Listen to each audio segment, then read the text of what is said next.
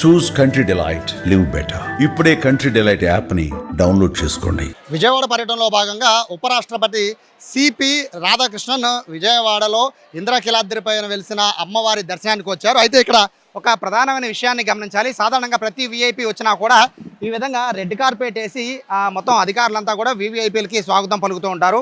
అంటే ఇప్పుడు రాష్ట్రపతి, ఉపరాష్ట్రపతి లాంటి క్యాడర్ వచ్చిన వాళ్ళందరికీ పలుకుతారు. అయితే ఇక్కడ సిపి రాధాకృష్ణన్ ఆయన కామన్ మెన్గా ఎలా వచ్చారు ఆలయంలోకి అనేది అంటే ఆయన బేసిక్గా ప్రోటోకాల్ ఉంటుంది, ఒక పెద్ద ప్రోటోకాల్. ఆ ప్రోటోకాల్ ప్రకారం ఆయన రావాలి టెంపుల్లోకి. దానికోసం ఏర్పాట్లన్నీ చేశారు. కానీ ఆయన నేరుగా రెడ్ కార్పెట్ నుంచి రాకుండా ఇక్కడ ఉన్న వాళ్ళందరినీ కూడా గమనిస్తూ ఇక్కడ ప్రజలకు అభివాదం చేసుకుంటూ కూడా సిపి రాధాకృష్ణన్ వచ్చారు. సాధారణంగా ఏ వివిఐపి కూడా సాధారణంగా రెడ్ కార్పెట్ నడుచుకుంటూ వెళ్తారు తప్ప ప్రజలకి అభివాదం చేసుకుంటారు. కానీ వచ్చిన ప్రతి ఒక్కరికి కూడా ఆయన షేక్ హ్యాండ్ ఇచ్చుకుంటూ, చిన్నపిల్లల్ని పలకరించుకుంటూ, ఇక్కడ వాళ్ళందరికీ కూడా ఒక ఫోటో ఇచ్చుకుంటూ ఆయన దర్శనానికి వెళ్ళారు. దర్శనం కూడా చాలా సింపుల్గా చేసుకుని ఆయన మళ్ళీ పైకి వస్తూ కూడా బేసిక్గా ఏ విఐపి వచ్చినా కూడా ప్రోటోకాల్ ప్రకారం ఎవరు కలవాలి, ఎవరు కలవకూడదు ఉంటుంది. కానీ రాధాకృష్ణన్ మాత్రం కింద మేళతాళాలు వాయించే వాళ్ళతో కూడా ఆయన ఫోటో దిగారు.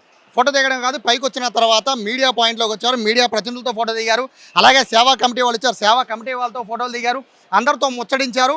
ఆయన దాంతోపాటు ఆయన విజయవాడని కొనియాడారు. మీడియా పాయింట్లోకి వచ్చి అత్యంత గ్రోయింగ్ సిటీల్లో విజయవాడ ఒకటి, దేశంలోనే ఖచ్చితంగా ఇది అద్భుతం సృష్టిస్తుందని కూడా రాధాకృష్ణన్ కొనియాడారు. వాస్తవంగా చూడాలంటే ఎవరో కూడా ఎక్స్పెక్ట్ చేయలేదు ఇక్కడికి రాధాకృష్ణన్ వస్తారని, ఉపరాష్ట్రపతి ఎవరు వస్తారని కూడా ఎవరు ఊహించుండ్రు. సో సేవా కమిటీ వాళ్ళు ఉన్నారు.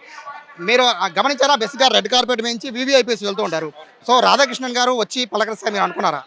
రాధాకృష్ణ గారు చాలా చాలా మన దేశంలోనే ప్రముఖ వ్యక్తి అండి.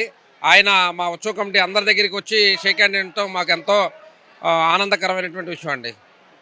సార్, విజయవాడ గ్రోయింగ్ సిటీ అని కూడా ఆయన ఒక వర్డ్ అన్నారు, ఎలా అనిపించింది? అంటే ఒకటండి, ముందుగా ఉపరాష్ట్రపతి గారు విజయవాడ రావటం, దసరా సందర్భాల్లో అమ్మవారి దర్శనం చేసుకోవడం చాలా సంతోషంగా ఉంది.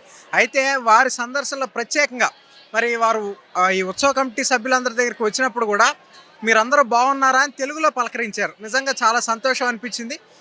మా మాతృభాషను గౌరవించినందుకు వారికి ప్రత్యేకమైనటువంటి ధన్యవాదాలు తెలియజేస్తా ఉన్నాం.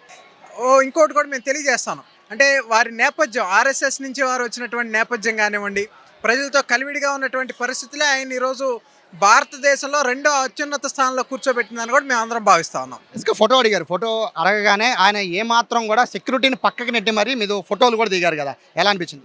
వాళ్ళ వన్ సిటీ వన్ సెలబ్రేషన్ విజయవాడలో దసరా నవరాత్రుల సందర్భంగా వాళ్ళ ఆయనకి ఆహ్వానం ఇచ్చడంగానే ఆయన గౌరవించి ఇవాళ దుర్గగుడికి వచ్చి మా కమిటీతో అందరితో కూడా సెకండ్ ఇచ్చి వాళ్ళు ఫోటో అడిగినా కూడా ఆయన దగ్గరకు వచ్చి ఆయన దారిలో ఆయన వెళ్ళకుండా చాలా బాగా మమ్మల్ని రిసీవ్ చేసుకున్నారు. మేము కూడా ఆయన రిసీవ్ చేసుకోవడం జరిగింది.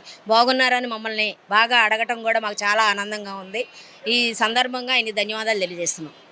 సో ఫైనల్గా విజయవాడ గొప్పతనం గురించి చెప్పారు. విజయవాడ గ్రోయింగ్ సిటీ అవుతుంది, అతి త్వరలోనే అతి గొప్ప సిటీ అవుతుంది అన్నారు, ఎలా అనిపించింది? ఈ విజయవాడ నగరంలో పుట్టినందుకు కూడా మేము చాలా గర్వంగా భావిస్తూ ఉన్నాం. ఎందుకంటే ఉపరాష్ట్రపతి గారు వచ్చి అమ్మవారిని దర్శించుకోవడంతో పాటుగా ఇక్కడ ఉన్నటువంటి ఉత్సవ కమిటీతో ఆప్యాయతంగా మేము ఆ రెండు ముక్కలైన మాతో మాట్లాడిన సందర్భం చాలా ఆనందంగా భావిస్తూ ఉన్నాం. ఎందుకంటే ఎక్కడో ఉన్న ఉపరాష్ట్రపతి గారు ఇక్కడికి వచ్చి అమ్మవారి దర్శనం చేసుకొని తిరిగి ప్రయాణం వెళ్తున్నప్పుడు ఆగి ఒక్క నిమిషం ఉత్సవ కమిటీతో మాట్లాడటం చాలా ఆనందంగా భావిస్తున్నాం. అది మీ విజయవాడలో పుట్టడం మాకు చాలా గర్వంగా ఉందని చెప్పి భావిస్తాను. సో ఇది అందరి మనసులు దోచుకున్నారు ఉపరాష్ట్రపతి రాధాకృష్ణన్. సాధారణంగా వివిఐపీలు ఎవరు వచ్చినా కూడా ప్రోటోకాల్ ప్రకారం వచ్చి వెళ్ళిపోతుంటారు. కానీ రాధాకృష్ణన్ మాత్రం భిన్నంగా ఉన్నారు. ఆయన నేపథ్యం అంతా కూడా సామాన్య మధ్యతరగతి నేపథ్యం నుంచి ఆయన బయటకు వచ్చారు. కాబట్టి ఇక్కడ భక్తులందరినీ కూడా కారు దిగినప్పటి నుంచి భక్తులందరినీ పలకరించుకుంటూ ఇక్కడికి వచ్చి ఇక్కడ వివిఐపి రూట్ ఉన్నా కూడా దాన్ని పక్కకి జరిపి, సెక్యూరిటీని పక్కకి జరిపి అందరికీ షేక్ హ్యాండ్ ఇచ్చుకుంటూ, పిల్లల్ని ముద్దు చేసుకుంటూ, తెలుగులో మాట్లాడుకుంటూ ఆయన వెళ్తూ విజయవాడని ఆయన పొగుడుతూ కూడా వెళ్ళారు. సో మొత్తం మీద విజయవాడ ప్రజల మనసు దోచుకున్నారు ఉపరాష్ట్రపతి Radhakrishna.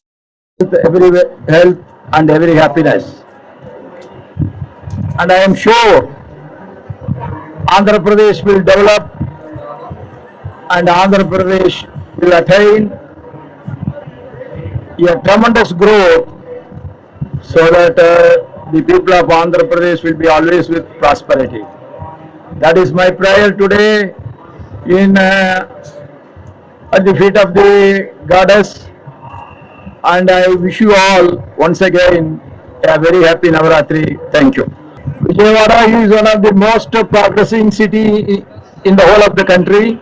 It is the fastest growing city, and I wish you all a better growth every time. When you see the goddess Kanakdurga ji, it is you get a divine feeling inside the heart. Thank you.